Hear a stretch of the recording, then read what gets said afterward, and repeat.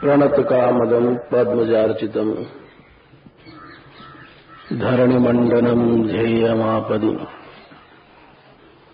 चरणपङ्कजं शन्तमं च ते रमणनस्तनेश्वरपयाधीन। कल जीव स्वामी जी ने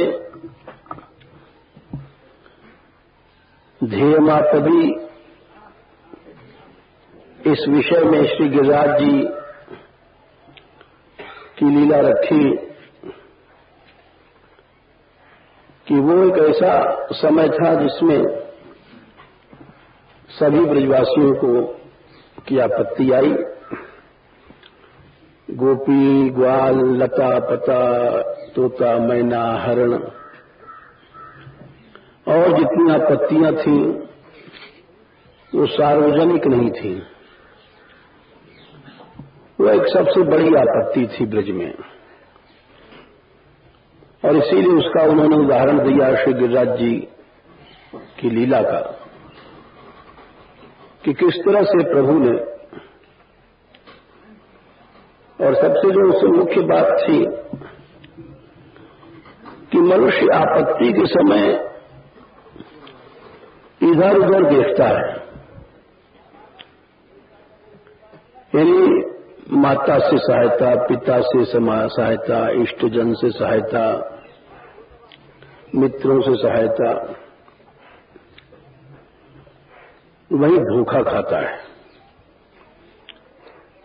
और ये प्रवृत्ति उसकी कभी भी टूटती नहीं है। जो ब्रजवासियों की विशेषता ये थी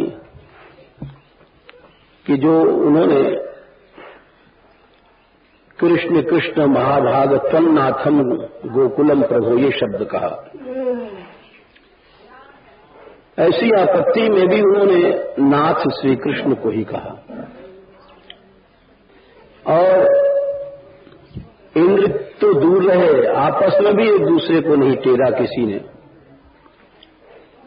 ये सब महत्व की बातें हैं। संसार में हर प्राणी इधर उधर देखता है और इसी गर्ज से वो संबंध जोड़ता है,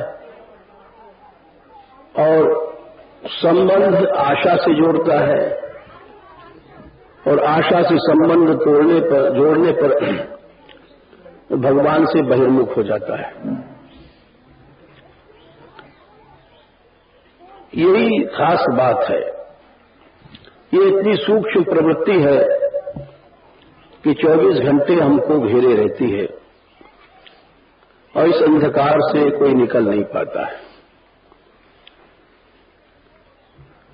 इस आशा के अंधेरे से निकलना ही निरपेक्षता है, जिसको भगवान कहते हैं अनपेक्षा शुचिर दक्ष उदासीनो गतव्य था। जब तक तुम अनपेक्ष नहीं होगे तब तक तुम कृष्ण आश्रय नहीं प्राप्त कर सकते हो। सैकड़ों उदाहरण हैं। आखिर क्यों मनुष्य सहारा देखता है? ये आसुरी दुर्गुण है। आशा पाश शतैर्बद्धा। शतई शब्द का सैकड़ों आशाएं रहती हैं, एक दो आशा नहीं। जितने संबंध हैं उतनी आशाएं हैं। मां, बाप, भाई, स्त्री, पति, मित्र, धन, संपत्ति, शतई भगवान कहते हैं कि ये आसुरी संपत्ति है। अपने भीतर आसुर भाव को नहीं पहचान पाता प्राणी। आशा पाश शतैर्बद्धा। सैकड़ों पाश हैं आशा के। जितने संबंध जोड़ता है उतने ही वो आशा में बंधता है, और इसीलिए वो इसका परिणाम मिलता है कि काम क्रोध परायणा। ये भगवान 16/12 है कि वो काम क्रोध परायण माने ये उसके आयन कहते हैं घर। ये बड़ी सूक्ष्म बात है कि उसके चित्त से कभी भी, जैसे घर का हम आश्रय नहीं छोड़ पाते, वैसे काम और क्रोध कभी भी चित्त से जाएंगे नहीं जब तक आशा है। परायणा कहा,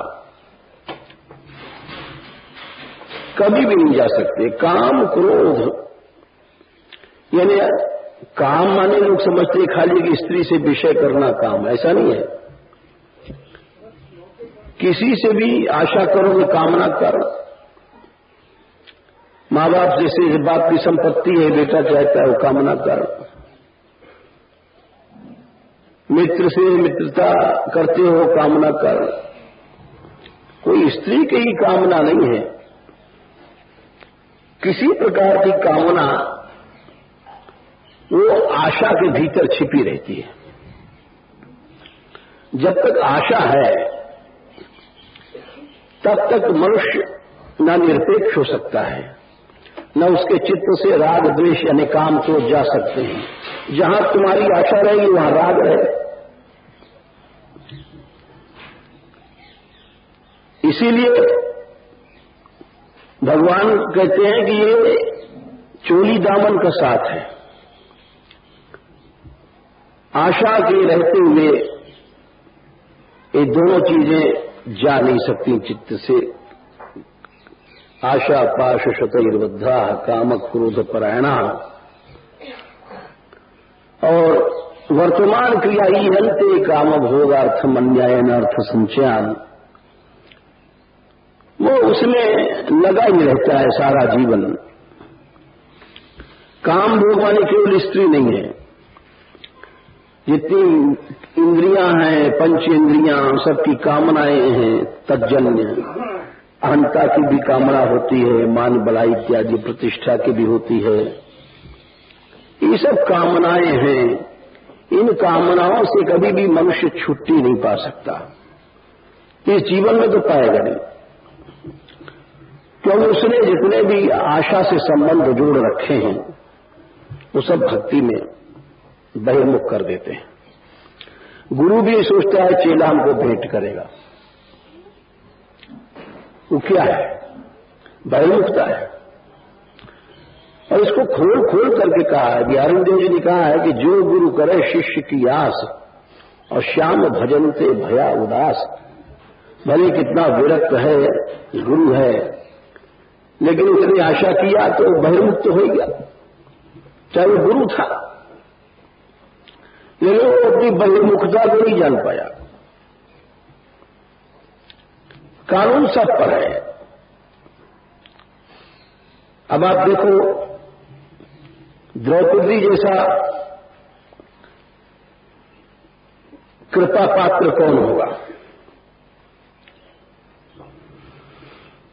और ये बात जिन लोगों ने महाभारत पढ़ा है वो जानते हैं कि द्रौपदी कितना श्री कृष्ण से प्रेम करती थी, महाभागवतों में थी। और श्री कृष्ण कितना ज्यादा उनसे प्रेम करते थे, इसके सैकड़ों उदाहरण हैं। यहां तक कि श्री कृष्ण कहते हैं आखिर में जब सारा महाभारत समाप्त हो गया तो सब लोग अपना अपना संस्मरण बताने लग गए। संस्मरण कहते हैं जो खास बातें याद रहती हैं। तो वो सब बताने के बाद श्री कृष्ण से पूछा कि तुम्हारा, तो उन्होंने कहा कि हमको एक ही बात याद आती है, यद गोविंदेति चुक्रोश कृष्णा माम दूरवासिनम ऋणम एतम प्रबद्धम में हृदयानाथ सरपति, जो गोविंद कह के चिल्लाई थी द्रौपदी, कृष्णा माम दूरवासिनम, मैं दूर था उस समय, वो आज तक मैंने अंबरा उतार लिया, द्रौपदी की लाज बचाई, कौरवों को नाश हुआ, ये लोग राजा बने, परंतु आज तक वो ऋण बढ़ रहा है, मेरे हृदय से नहीं हट रहा है। मेरे कानों में वो बात आती है गोविंद, वो टेर बराबर गूंजती रहती है हमारे कानों में आज भी। एक उदाहरण दिया कि द्रौपदी कितनी बड़ी कृपा पात्र थी, जिसने भगवान की 8 पटरानियों को भी शिक्षा दिया था। श्रीमद् भागवत में ये कथा है, एक पूरा अध्याय है इसका, उत्तरार्ध में, और कृष्ण की पटरानियों को शिक्षा देने वाली, परंतु भगवान इतनी बड़ी कृपा पात्र का भी अन्य आश्रय नहीं सह पाए। जब तक वो पतियों से आशा करती रही, तब तक श्री कृष्ण नहीं आए थे। इसीलिए ये पग पग पर हमको सबको संभल के चलना चाहिए, सब जगह यही बात है। प्रहलाद जी ने भी कहा कि बालस्य में शरणम पितरौ नृसिंह, मां बाप की भी आशा व्यर्थ है, काट दिया उन्होंने। एक भरोसो, एक बल, एक आस विश्वास, एक राम घन श्याम हित चातक तुलसीदास। ये बातें सुनने में छोटी सी लगती हैं, परंतु ऐसी क्रिया में बात नहीं आती कभी भी, और जिस दिन क्रिया में बात आ जाती है उस दिन जीव के दास बन जाते हैं भगवान।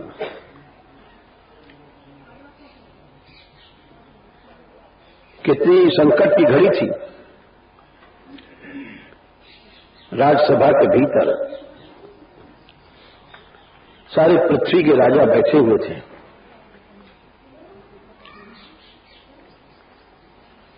अकेले में नग्न करना अलग होता है, 10-20 के भीतर नग्न करना अलग होता है।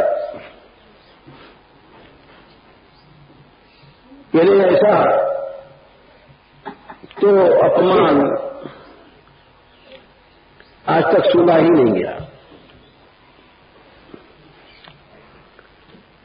सिर काट देना भी उतना बड़ा नहीं है। एक ऐसी बड़ी सभा, उस समय पृथ्वी की सबसे बड़ी सभा थी, और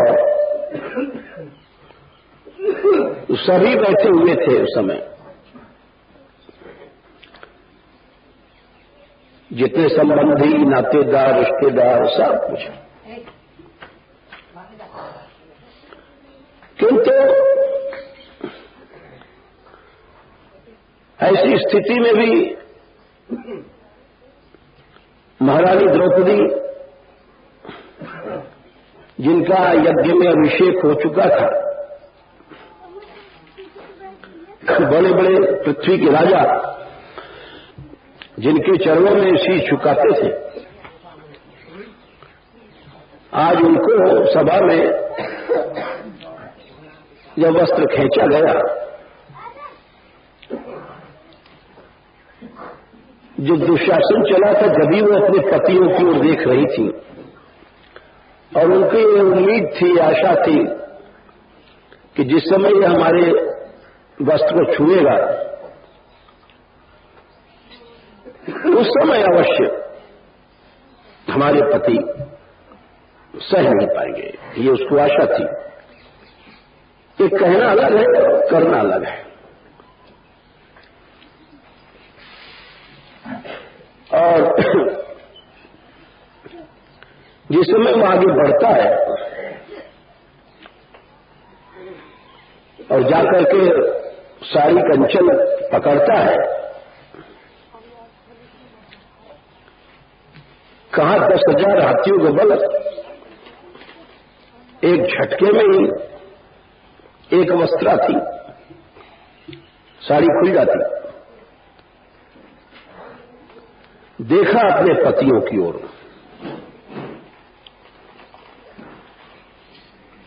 किसी ने सिर ऊपर नहीं उठाया।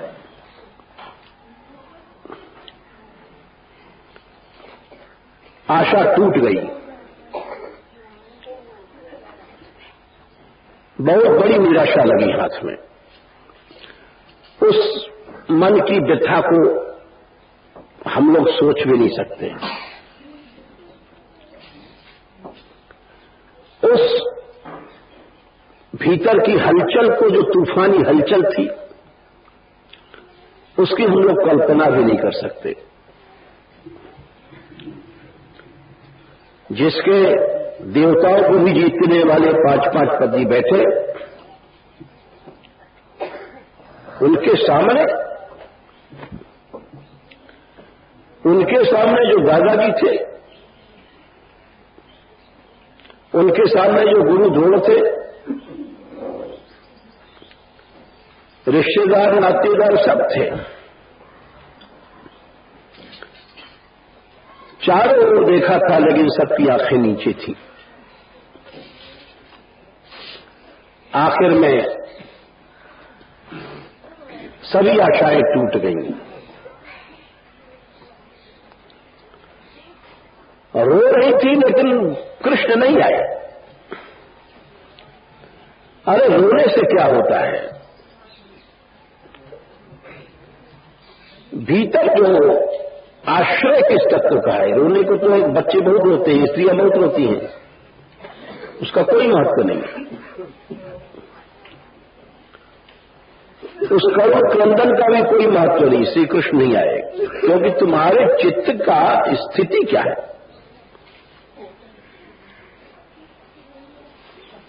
और आखिर में उसने अपने दांत, अपने शरीर का आश्रय लिया। ये भी भगवान नहीं चाहते। हम लोग, ये सूरदास जी लिखते हैं कि अपबल, तपबल और बाहुबल, चौथो बल है दाम, सूर किशोर कृपा ते सब बल,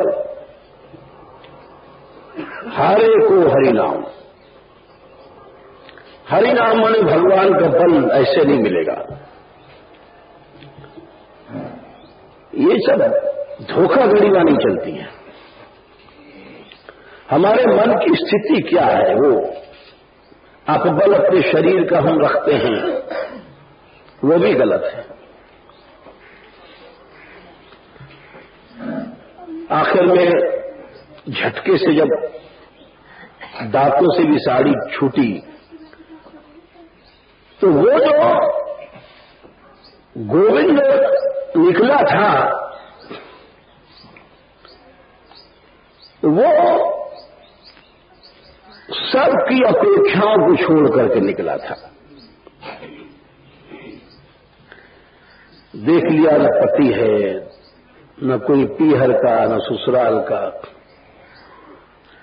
बस श्याम सुंदर आ गए। अरे उनको आना जाना कहाँ है? वो तो कण कण में है। भगवान को कहीं से आना नहीं है कि भाई मोटर आ रही है, कार आ रही है, ट्रेन आ रही है, रिजर्वेशन हो गया, गाड़ी लेट हो गई, ऐसा कुछ नहीं है।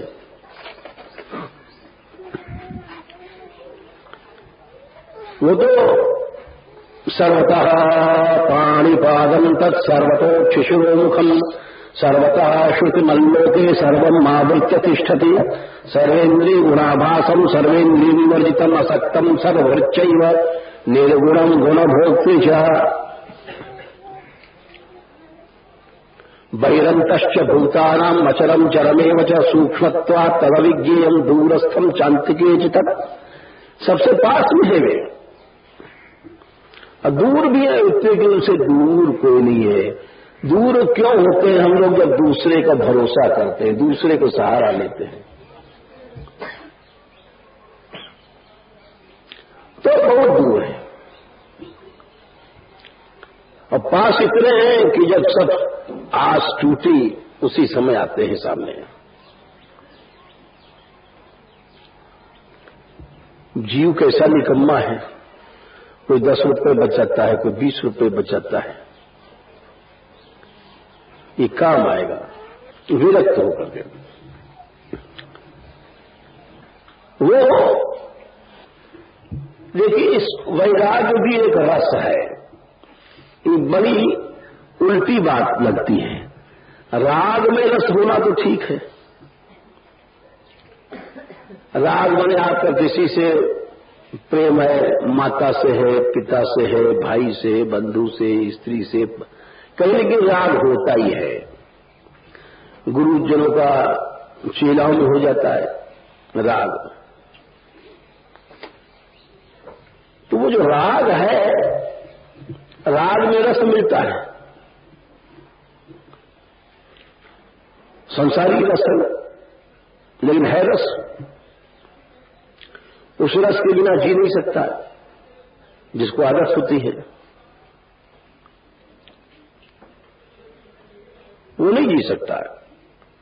एक व्यक्ति हमारे पास पहले आते थे तो बोले कि महाराज, हमारे गुरुदेव का आश्रम बन रहा था प्रयाग में, इलाहाबाद में। उनके गुरुजी बांध पर कोई यहाँ आश्रम बना रहे थे। तो एक दिन एक मजदूर आया, कई दिन बाद, काम बंद था, यमुना पार से आता था मजदूरी करने। उस दिन यहां काम बंद था, आया तो घबरा गया, रोने लग गया, बोला हम कहां जाएं, हमारा तो मतलब ये अब दूसरे के काम पर जा भी नहीं सकते। तो संत बोले तुम घबराओ नहीं, तुम्हारी मजदूरी हम देंगे। बोले महाराज फिर काम बताओ। बोले भाई काम तुम कुछ मत करो, बैठ जाओ यहां, दिन भर माला करो, भगवान का नाम जप लो, हम तुमको सारे दिन की मजदूरी दे देंगे। बोले महाराज बैठाल के दे दोगे? हाँ कहते रहे बैठो। बड़ा खुश हुआ कि वैसे मिल जाएगी। अब बैठा, 10-5 मिनट बाद बोला महाराज कोई काम बताओ। बोले भाई काम है नहीं, कहते रहे बैठे रहो। बोला महाराज मोटे क्यों नहीं जाए, मतलब माला वाला सब, कोई काम बताओ। बोले भाई काम कोई है नहीं, क्या बता दें। आखिर में 10-20 मिनट बाद बोले हम पे महाराज बैठे नहीं जाए, हम तो जाएं। चला गया।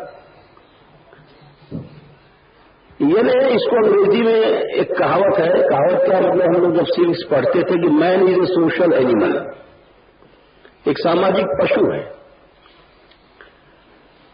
तो जहां जाता है वो राग करता है, उस राग के बिना जी नहीं सकता। अब 4 मजदूर होते हैं तो आपस में बातचीत करते रहते हैं, वो रागात्मक वृत्ति बनी रहती है। तो रागात्मिका जो वृत्ति है वो छूटती नहीं है। और क्यों नहीं छूटती साहब? हम साधु बन के आप भजन करने आए? बोले जब तक रजोगुण की अधिकता वो नहीं छूटेगी। रजो रागात्मकम विद्धि तृष्णा सर्व समुद्रोम। जब तक राग है, रजोगुण है, तब तक वो नहीं जा सकती है। तो राग का भी एक रस होता है और उस रस के कारण जीव उलझा रहता है, बड़ा तिरस्कार भी सहता है। परिवार में स्त्री बच्चे सब कोई भी मनमाने होते हैं। आजकल कौन अपना होता है, लेकिन 100 जूते खाएं तमाशा घुस के देखेंगे। जब तक सर सलामत है तमाशा घुस के देखेंगे। मनुष्य राग के कारण वो राग का रस मिलता है। यह दूसरा उदाहरण समझिए कि 2 स्त्रियां थी पड़ोसिन। एक बांझ थी, कोई बच्चा नहीं था, बेचारी अपने अकेले रहती। दूसरी पास वाली उसके लड़के थे। अब एक दिन उन लड़कों ने अपनी मां को पीटा। नालायक होते हैं। रो रही थी। जब रो रही थी तो जो बेचारी बांझ थी उसने कहा, देख ले यही हो बेटा बेटी को सुख आजकल, तू रो रही है और तो पीटे है। तो फिर बोली तुरंत, अरे राण हमारे हैं जब ही तुम्हें पीटे, तो कोई पनाह मारने वाले नहीं है।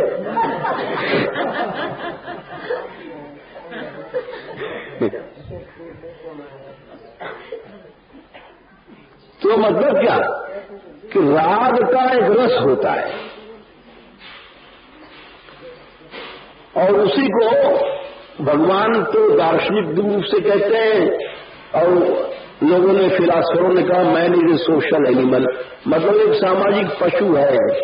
जैसे वो एक दूसरे के बिना जी नहीं सकता, वैसे जहां भी जाता है वो अपना रागात्मक संबंध स्थापित करता है जहां भी जाता है। और वही चीज भक्ति में आड़ी आती है। जहां राग होता है वहां आशा जुड़ती है। आशा जुड़ती है तो बहिर्मुखता आती है और फिर सारी चीज होने लग जाती है। काम भी आता है, क्रोध भी आता है। राग में जो बाधक तत्व आते हैं उनसे द्वेष करता है, चाहे भगवान हो चाहे कोई हो। तो ये जो राग तत्व है ये आशा के साथ जुड़ा हुआ है। इसीलिए भगवान ने कहा, आशा पाशु शतैर बद्धा काम क्रोध परायणा। जब तक तुम्हारी आशाएं हैं, तुम्हारे चित्त में काम क्रोध कभी नहीं जाएंगे, उसके तुम घर बने रहोगे। इसीलिए भक्तों में ये बात देखनी चाहिए जो हमने कल उदाहरण दिया था। कल भी हमने इस विषय को लिया था थोड़ा सा, कि देखो उस समय कितनी आपत्ति थी। अब उसको हम आज नहीं कहेंगे क्योंकि कल विस्तार से बता चुके कैसी आपत्ति थी। उस स्थिति में भी उन्होंने दौड़ के कहां गए, न कोई अपने पति के पास गई, न कोई अपने बच्चे के पास गए, कृष्ण के पास गए और बोले त्वन्नाथम, ये शब्द कहा। कृष्ण कृष्ण महाभाग, त्वन्नाथम गोकुलम प्रभो त्रातुम अर्हसि देवार्णा कुपिता भक्त वत्सल। इस सारा गोकुल माने सारा ब्रज, नाथ आप ही हो, किसी को नहीं टेरा। भगवान ने देख लिया, अरण्य भाव रक्षा किया। तो वो उदाहरण जीव गोस्वामी जी देते हैं और उस उदाहरण की सार्थकता आती है इसीलिए कि वो उसी क्षण भगवान ने गिरजाई उठाया और ये धेयमापदी वाली बात करके दिखाई। किंतु उसके साथ साथ ये आवश्यक है कि हम लोगों के लिए भगवान नहीं आते। क्यों? हम लोगों का राग भगवान में नहीं है, जगत में है। हम लोगों का आश्रय भगवान नहीं है, जगत है। हम लोग इधर उधर देखते हैं द्रौपदी की तरह। इस कारण से वो जो ब्रजवासियों की बात थी ध्येयमापदी, वो जब तक भाई ये तीनों गुण हैं, गुण धर्म,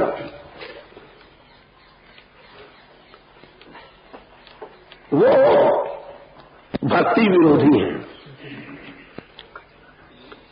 इसीलिए ये गुण धर्म भक्ति में बाधा देते हैं। नारद जी ने जो भक्ति सूत्र बनाया तो भक्ति के लक्षण ही लिखा, गुण रहितम कामना रहितम प्रतिक्षण वर्धमानम, जो हर समय बढ़े। यही श्लोक आज हम लोग ऊपर दिन में प्रसाद पाते समय चर्चा कर रहे हैं कि देखो ये बहुत कम लोग होते हैं जो अपनी बढ़ावट घटावट का ध्यान रखते हैं। हम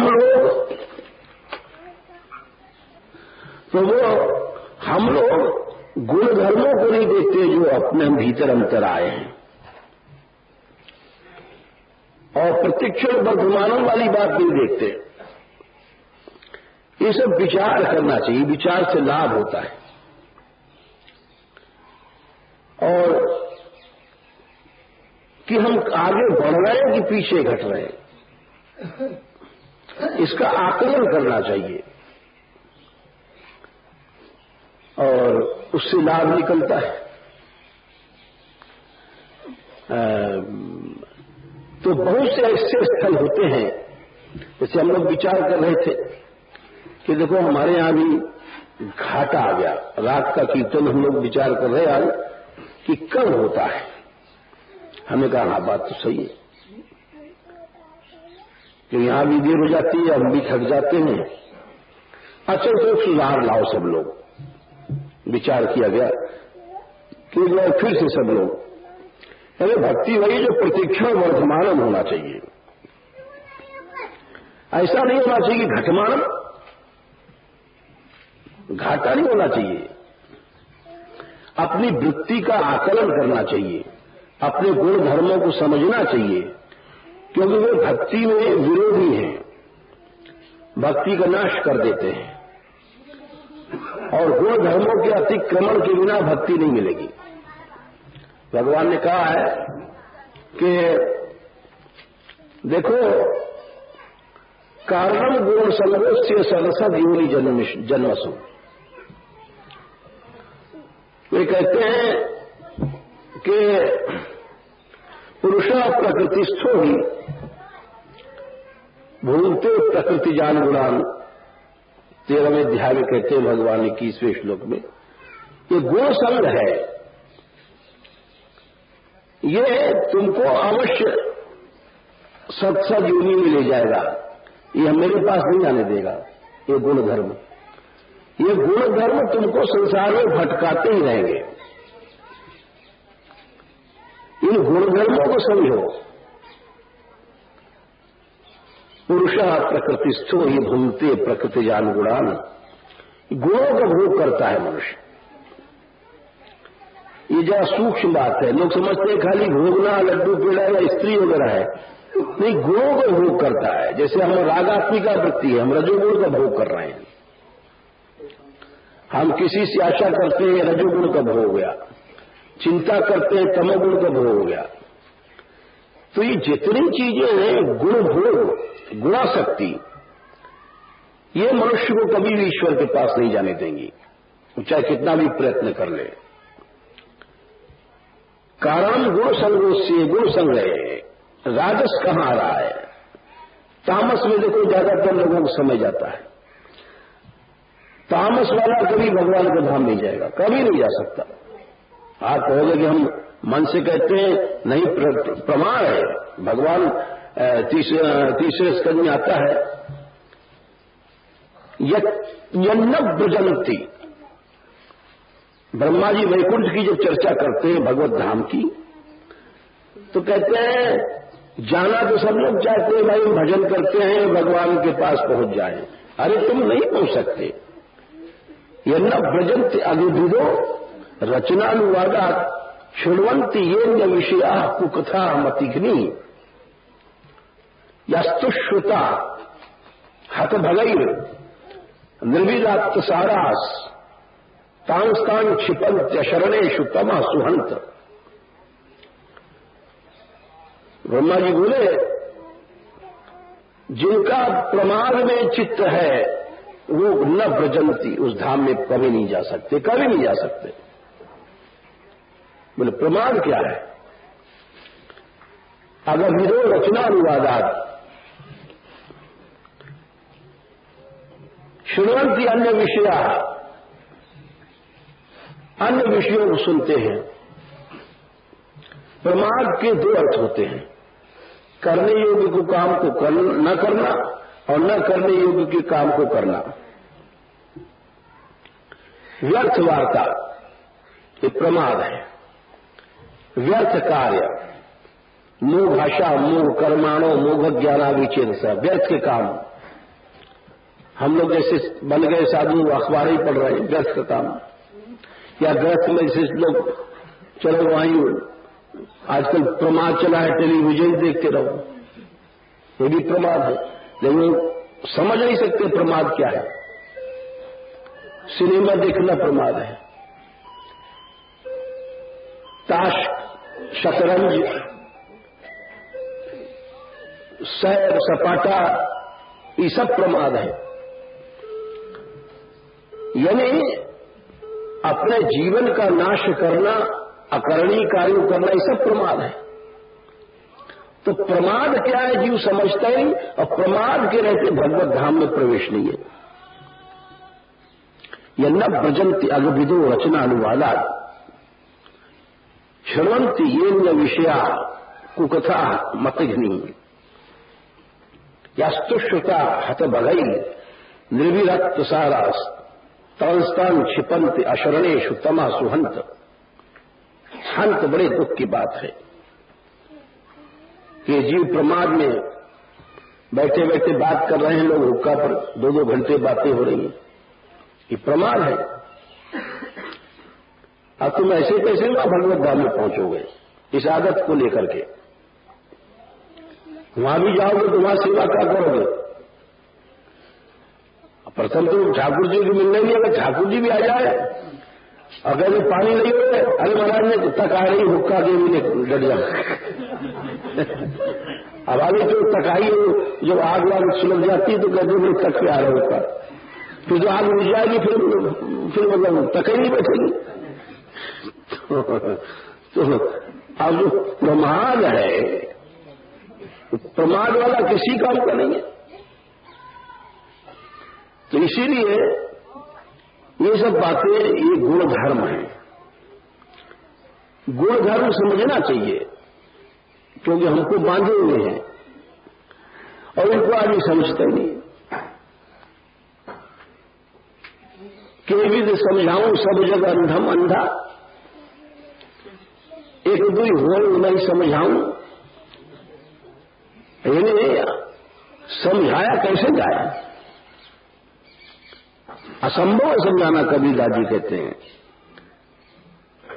किसी से कहो भाई फालतू बात, ऐसा बातें नहीं करेंगे, इनको देखो हम कोई गलत बात थोड़ी कर रहे हैं, बात ही तो कर रहे हैं। यानी ऐसे ऐसे जवाब देते हैं कि अच्छा वकील भी नहीं देगा। अरे आपस में बैठे बातें नहीं करें, अरे आपस में ही तो भाई प्रेम बढ़ता है बात करने से, 20 बातें लोग बना देते हैं। तो इसीलिए ये ब्रजवासियों की एक विशेषता थी। और जीव गोस्वामी जी ने उदाहरण दिया कि आपत्ति काल में इस तरह से ऐसी वृत्ति होनी चाहिए, संसार से निरपेक्ष हो, किसी की आशा नहीं करे, एकमात्र अपने इष्ट के प्रति ही रहे, उसी से आशा रहे, उसी का चिंतन रहे। और आगे फिर कहते हैं कि शंतमम चेति,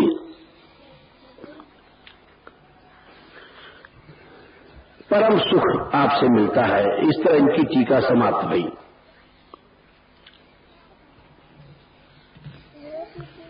राघवाचार्य जी हैं, सुदर्शन सूरी जी हैं, ये लोग कोई नई बात नहीं कहते, इसलिए हम आगे चलते हैं। और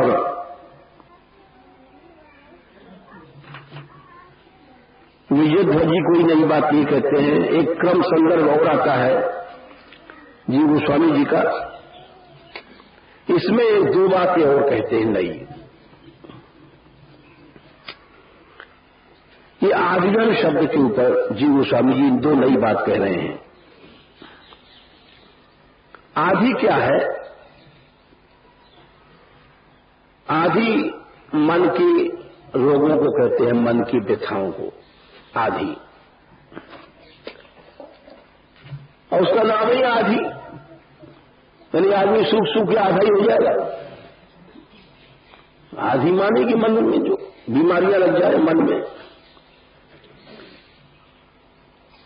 तो जीव गोस्वामी जी कहते हैं कि भाई अब ये कहना जरूरी है कि गोपियों को आधी कहां से हो गई? अरे आधी मन के रोग तो होते हैं, हमारी छोरी जवान हो गई, कहां से ब्याह कर दें, घर में नाज नहीं है, इतना कर्ज है, मुकदमा लग गया। इस संसार वालों को तो आधी होना ठीक भी है।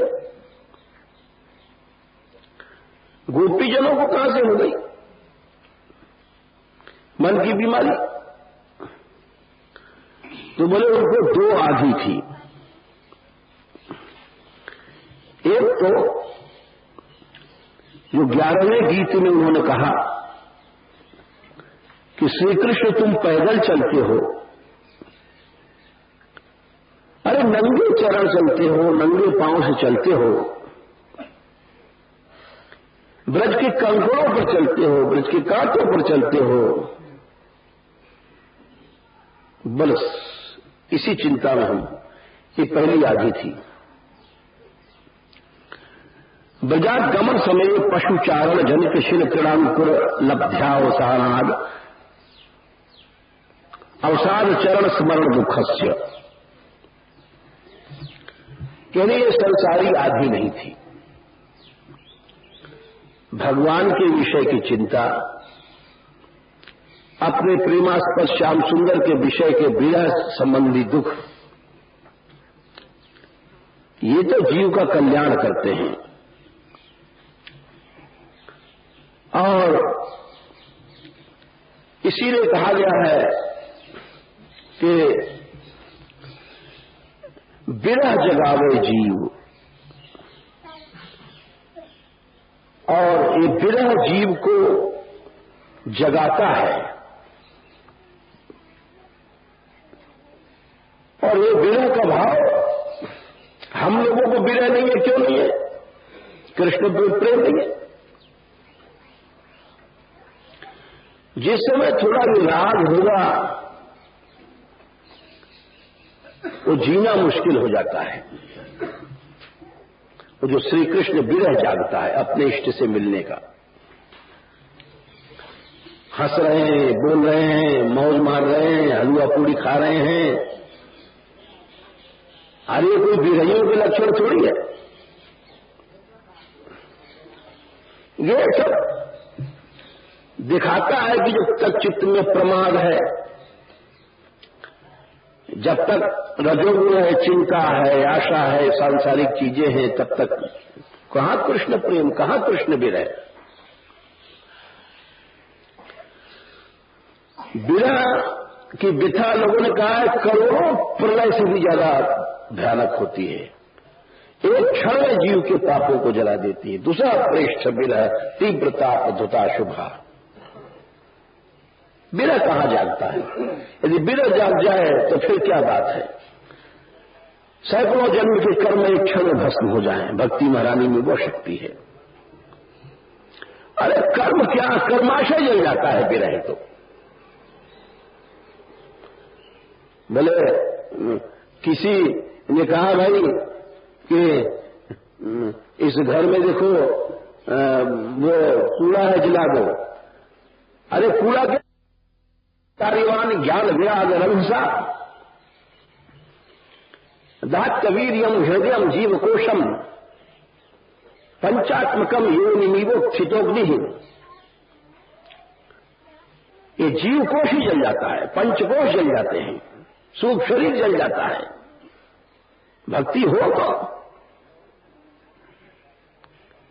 इसको भक्ति थोड़ी कहते हैं कि टका हम इकट्ठा कर रहे हैं, भोग भोग रहे हैं, ये कर रहे हैं, वो कर रहे हैं, अब फलाना फ्रीज आ जाए, ये आ जाए, ये सब कोई बिना की स्थिति नहीं है। बिना की स्थिति वो होती है कि युगायितम निषेर, एक क्षण में युग की तरह लगे। महाप्रभु ने कहा था चक्षुषा प्रावृषायितम, आंखें पिचकारी सी चलती थी। और शून्यायितम जगत सर्वम, गोविंद विरहेण में सारा संसार सूना लगता है। हम लोग एक दूसरे को देख के हंसते हैं, बोलते हैं हा हा हु, ये कृष्ण बिना कैसे हो जाएगा? ये बिना नहीं है। तो ये इनको जो आधी थी, जी गोस्वामी जी कहते हैं गोपियों को, वो ये आधी नहीं थी कि हमारा छोरा कहा गया, लड़की जवान हो गई, कहा से पैसा लावे, ब्याह करें, अब मकान गिर पड़ा, अब छत बनाना है, या जमींदार कहता है सरसों में चेपा लग गया, सब खा गए, ससुर खाते हो। ऐसा थोड़ी वहां आधी भी आधी है। बोले उनको जो है आधी है कि श्री कृष्ण तुम नंगे पांव से जो चलते हो, चलो सियद व्रजात चारयन पशु और नलिन सुंदरम नाथ पे पदम। तुम्हारे चरण जो कमल से भी सुंदर है। शिल्पिणांकुर सीदिति तिनः,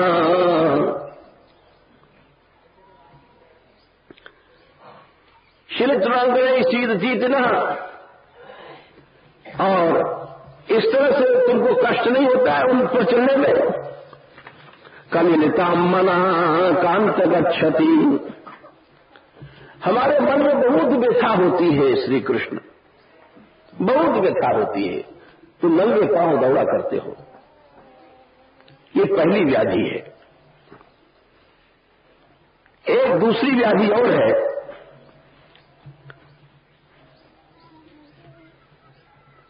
वो भी कृष्ण संबंधिनी है, ये समझ लीजिए।